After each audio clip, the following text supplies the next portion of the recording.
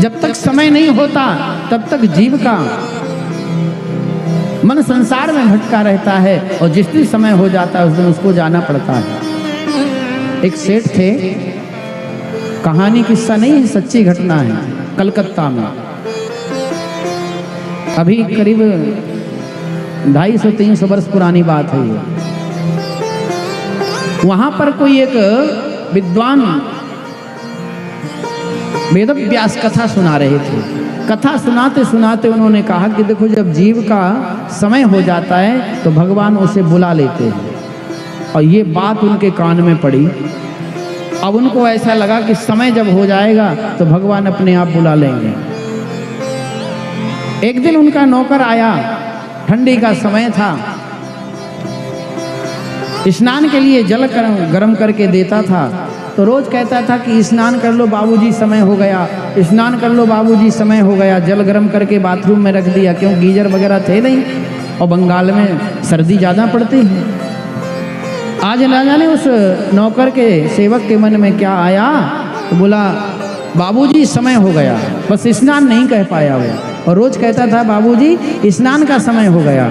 आज उसने कहा कि समय हो गया, और कथा में सुन रखा था कि समय हो जाता है तो भगवान अपने आप बुला लेते हैं। अब उस सेठ के मन में ये बात घर कर गई कि समय हो गया, और बस उसने तो कहा कि समय हो गया, और इन्होंने उठे और सीधे घर से बाहर आए, स्टेशन आ गए, ट्रेन में बैठ करके वृंदावन आ गए।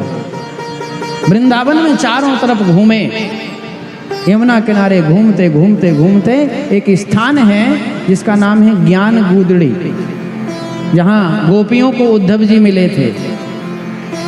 बहुत बड़े ज्ञानी थे, पर गोपियों को देख करके कहा कि मेरे जैसा ज्ञानी तुम्हारे चरणों में भी पड़ा रहे तो तुम्हारी बराबरी नहीं कर सकता। उसी स्थान के पास में ये स्थान है।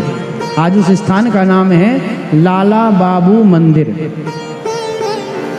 बहुत बड़ा विशाल, जैसे रंगनाथ जी का मंदिर बना है ना, बड़े पत्थरों का, ऐसा विशाल मंदिर बना हुआ है।